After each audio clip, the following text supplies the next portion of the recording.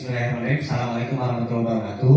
Waalaikumsalam warahmatullahi wabarakatuh. Selamat pagi Bu Dinda. Gimana kabarnya Bu? Alhamdulillah sangat luar biasa ya, baik. Alhamdulillah ya Bu ya. Alhamdulillah Ibu diberikan kesehatan.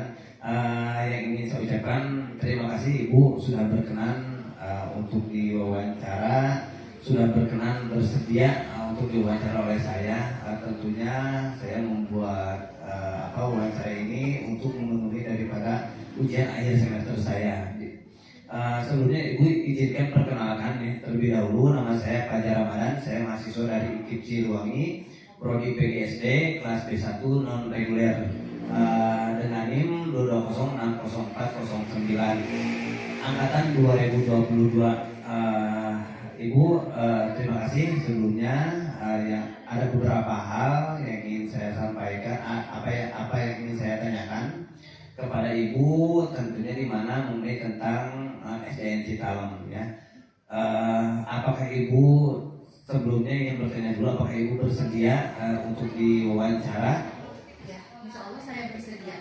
Bersedia juga untuk direkam? Ya, saya perbolehkan. Diperbolehkan Bu. Ya Bu, terima kasih banyak ya Bu ya sebelumnya untuk mempersingkat waktu ya Bu ya. Sebelumnya Ibu di SDN Citalem ini mengajar di kelas berapa? Ya, kebetulan pada tahun ini saya diamanahi untuk mengajar di kelas 5 ya, khususnya di kelas 5B gitu. Oh, di kelas 5 ya. Oh, mengajar di kelas 5. Baik Ibu. Ibu ada hal-hal yang ingin saya tanyakan tentunya di SDN Citalem ini. Yang pertama untuk mempersingkat waktu ya Bu ya. Apa yang Ibu ketahui mengenai tentang program 7 kebiasaan anak Indonesia hebat?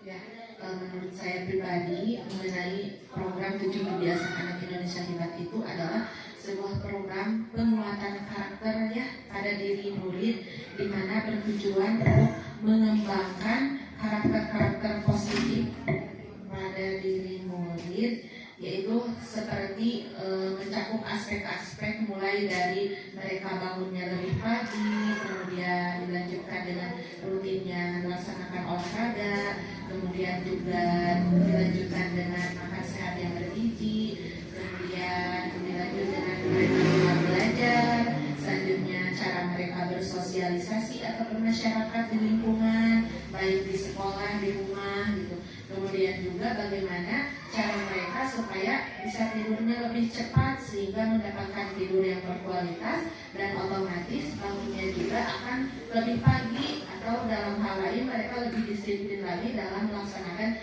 kegiatan rutin mereka dalam keseharian gitu. Oh begitu Bu ya. Jadi program-program yang 7 kebiasaan anak Indonesia hebat itu menurut Ibunya seperti itu. Baik, untuk mempersingkat waktu Ibu ya. Yang selanjutnya Ibu yang ingin saya tanyakan, Ibu dari 7 kebiasaan tersebut kebiasaan mana yang sudah diterapkan khususnya di sekolah SD Negeri Citalem ini? Baik, untuk 7 kebiasaan tersebut di sekolah kami sendiri di sini di SD Citalem sebenarnya semua kebiasaan itu sudah kami terapkan. Namun di sini kami bagi ke dalam dua macam ya. Yang pertama ada yang memang rutin dilaksanakannya di sekolah, dan yang kedua memang bisa dilaksanakannya di rumah gitu. Nah, kalau yang rutin di sekolah contohnya seperti dikemas pada kebiasaan sholat duha, kemudian juga senam anak Indonesia hebat, serta makan sehat dan bergizi. Nah, untuk kegiatan yang lainnya dari 7 kebiasaan ini seperti gemar belajar, kemudian bangun pagi, bermasyarakat, serta tidur cepat itu kan kebanyakan dilaksanakannya di rumah. Jadi kami di sini berkoordinasi gitu dengan orang tua untuk sama-sama mengkontrol progres dari kegiatan tersebut setiap anak-anaknya dengan apa? Dengan melalui jurnal seperti itu. Tadi tertarik mengenai duha ya Bu ya. Kalau duha itu Ibu kalau khususnya di SDN Citalem ini terjadwal ataupun memang kayak gimana ini metodenya? Ya. Nah, kebetulan untuk sholat duha sendiri di sekolah kami itu memang terjadwal ya, karena kan sekolahnya kalau sekarang hanya 5 hari ya sampai Jumat. Jadi di sini kami bagi-bagi programnya untuk duha sendiri dilaksanakan mulai dari hari Rabu, Kamis, dan hari Jumat atau 3 hari. Dan untuk sholat duha tersebut juga tidak hanya sholat duha saja, tapi setelah sholat duha biasanya dilaksanakan juga dengan tadarus bersama-sama, melanjutkan pembacaan ayat Al-Quran pada hari-hari sebelumnya, kemudian juga dilanjutkan dengan merenung atau merefleksi seperti itu. Untuk merenung refleksi itu refleksi seperti apa maksudnya Bu? Ya, kan kalau merefleksi itu jelas pasti kita akan merefleksi apa yang sudah kita lakukan pada hari sebelumnya ya.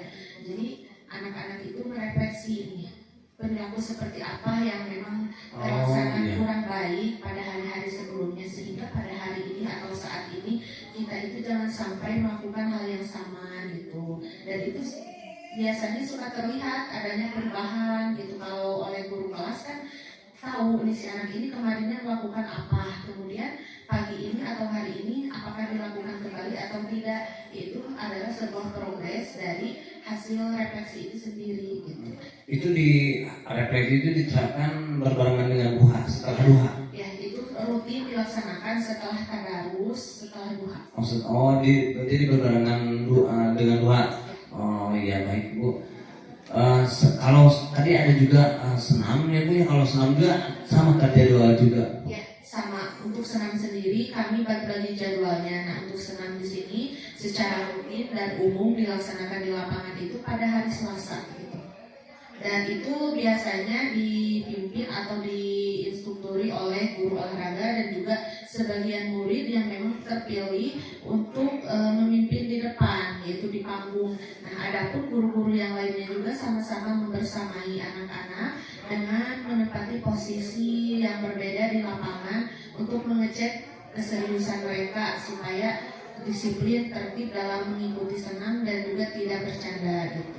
Oh jadi dipimpin instruksinya oleh guru PJOK, tetapi semua guru juga terlibat ya untuk mengetahui situasi dan kondisi anak-anak bahwa program ini betul-betul berjalan. Oh iya baik Ibu, baik Ibu. Untuk selanjutnya, bagaimana cara sekolah ini khususnya di Citalam Bu ya menerapkan kebiasaan-kebiasaan tersebut dalam sehari-hari? Berkaitan dengan hal yang tadi juga, yaitu dalam kegiatan sehari-hari kan tadi sudah otomatis umum, kendaraan umumnya telat gitu. Jadi di sini kan saling memahami, saling memuliakan kepada murid-murid rumah gitu. Oh, tadi tertarik Ibu yang sepintas saya dengar kalau tidak salah, tadi adanya piket yang namanya guru. Kalau itu terjadwal ataupun kayak gimana itu? Ya, betul sekali. Untuk piket guru itu sendiri kami sepakati memang terjadwalnya setiap harinya mulai dari Senin sampai dengan hari Jumat itu dilaksanakan oleh guru yang berbeda-beda gitu. Jadi setiap harinya itu biasanya piketnya itu terdiri dari 3 atau 4 guru gitu seperti itu. Oh 3 sampai 4 guru. Oh tetapi bukan siapa saja yang pengen bukan?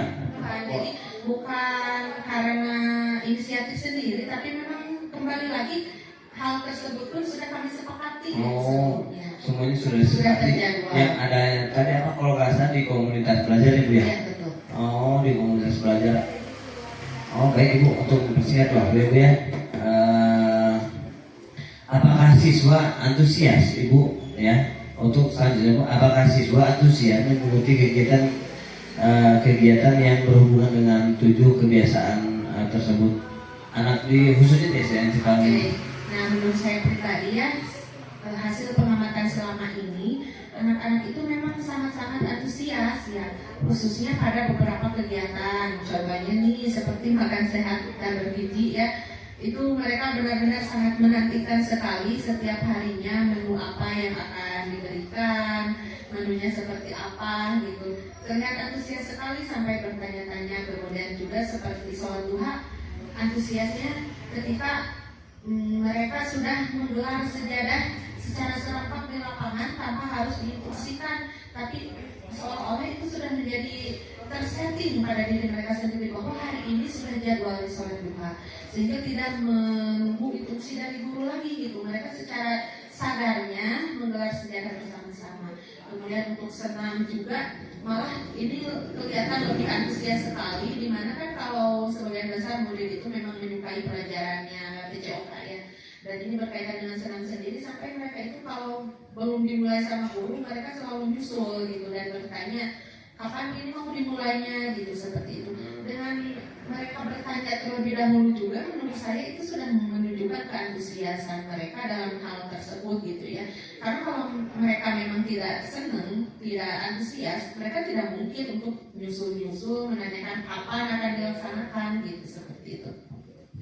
Jadi si anak tuh udah sebelum dilaksanakan sholat duha, contohnya tadi anak-anak juga sudah menggelar sejadah, itu dilaksanakannya di lapangan atau di dalam kelas? Ya, kebetulan kan kalau di sekolah kami belum memiliki musola yang cukup luas. Musola ada, tapi tidak bisa menampung semua murid gitu. Jadi kami laksanakannya di lapangan gitu, seperti itu. Oh, di lapangan. Oh, baik Ibu, terima kasih Bu ya. Untuk selanjutnya Bu, yang ingin saya tanyakan, kebiasaan mana yang paling terlihat ataupun menonjol ya Bu ya? Kebiasaan mana yang paling terlihat ataupun menonjol berkembang pada siswa khususnya di sekolah SDN Citraum ini? Menurut saya pribadi sih yang paling menonjol itu pada kebiasaan beribadahnya. Dimana kan beribadah ini diprogramkan kebiasaan itu hari Rabu, Kamis, dan Jumat ada kegiatan sholat duha. Dan sholat duha juga tidak hanya sholat duha saja, tapi setelah dilaksanakan sholat duha bersama-sama, murid-murid juga dibimbing untuk tadarus, melanjutkan bacaan ayat Al-Quran yang rutin gitu. Kemudian juga setelah itu melaksanakan yang namanya refleksi. Nah, selain sholat duha juga kan ada yang namanya sholat berjamaah duhur. Jadi khusus untuk kelas fase B dan fase C, saya lihat di sini mereka cukup antusias. Karena apa? Karena tidak harus menunggu instruksi gitu. Jadi ketika memang sudah azan duhur terdengar, mereka sudah siap-siap untuk melaksanakan sholat duhur berjamaah di musola gitu. Jadi itu udah inisiatif anak-anak sendiri ya. Oh baik Ibu, untuk selanjutnya yang saya tanyakan Bu ya, apakah ada kendala yang dihadapi khususnya di SDN Citraum ini mengenai penerapan 7 kebiasaan ini? Kalau untuk kendala sendiri di sini kami lebih menyikapi kepada sebuah tantangan ya. Bukan kendala? Iya, bukan kendala. Kalau kendala saya rasa kesannya agak negatif gitu. Yeah. Tapi kalau tantangan di sini memang suatu hal yang harus kita taklukkan gitu, harus kita cari solusinya gitu. Jadi contohnya untuk penerapan kebiasaan ini sendiri pada contoh sholat duha, karena kan kami melaksanakannya di lapangan, biasanya itu akan berjibaku dengan waktu juga cuaca gitu. Contohnya kalau saat ini tiba-tiba pagi-pagi sudah hujan, sedangkan anak-anak udah antusias menggelar sejadah di lapangan, kan nggak mungkin gitu kita hujan-hujanan. Tapi tidak mungkin juga kita menyerah kepada keadaan dengan ya udahlah nggak usah sholat duhanya nggak jadi. Tapi kita inisiasi dengan apa? Sholat duhanya dilaksanakan di kelas masing-masing gitu, seperti itu. Jadi kalaupun memang bukan kendala tetapi lebihnya ke tantangan. Ya, tadi ada harus mencari solusi dan lain sebagainya. Jadi solusinya itu ketika kalaupun memang situasi dan juga kondisinya itu dilimpahkan ke kelas masing-masing. Ya. Oh untuk itunya, oh baik Ibu. Untuk selanjutnya ingin saya tanyakan ya Bu ya, bagaimana kerjasama antara guru, siswa, orang tua dalam pembiasaan 7 kebiasaan ini? Tentunya kerjasamanya khususnya ya, ini kalau udah dengan guru dan siswa kan memang sudah terlaksana rutin setiap harinya, bisa dilihat di bagaimana pelaksanaannya di kelas, kemudian di lingkungan sekolah. Nah ini khususnya dengan orang tua kan memang ada kebiasaan-kebiasaan yang tidak bisa dikontrol langsung oleh guru di sekolah gitu. Contohnya seperti bagaimana mereka tidurnya apakah lebih cepat, kemudian juga bagaimana cara mereka bangun paginya apakah memang benar-benar pagi, kemudian juga bagaimana cara mereka bersosialisasinya di masyarakat lingkungan rumah gitu ya. Nah, kalau itu kami berkoordinasi dengan orang tua untuk mengkontrolnya itu dengan memberikan jurnal 7 kebiasaan. Jadi di sini kami bekerja sama dengan orang tua memberikan sosialisasi dulu, pemahaman terlebih dahulu bagaimana cara mengecek progres jurnal tersebut. Nah, biasanya setiap seminggu sekali di sini kami selalu meminta kepada orang tua dari jurnal tersebut dan kami cek itu oleh guru kelasnya masing-masing. Si anak ini itu apakah benar bangun pagi, cek ini jam berapa gitu. Dan itu kami sangat menjunjung sekali kejujuran antara siswa serta orang tua itu sendiri. Itu karena untuk apa? Kan memang sangat rawan sekali dimanipulasi ya. Tapi kalau untuk dimanipulasi itu nanti progres dan hasilnya akan seperti apa kalau memang hasil dari kebohongan. Tapi di sini kami lebih menjunjung kejujuran. Misal kalau memang bangunnya telah juga ya nggak apa-apa, kan ini proses berprogres gitu. Jadi bisa diperbaiki pada hari-hari berikutnya. Gitu. Tapi Bu, setelah pengamatan Ibu itu berjalan sangat efektif atau enggak itu? Kalau menurut saya berjalan efektif. Efektif. Ya, karena memang ada bukti konkret. Iya, ada bukti yang tadi yang sudah dijelaskan. Jadi tidak bisa dimanipulasi dan sebagainya. Jadi dikunci di sana ya Bu ya. Baik Bu, ini sudah di penghujung ini ya Bu ya. Yang terakhir ya Bu ya, yang ingin saya tanyakan, menurut Ibu apa perubahan positif yang tampak dan juga terlihat setelah kebiasaan ini diterapkan di sekolah dasar SD Negeri Citarum ini?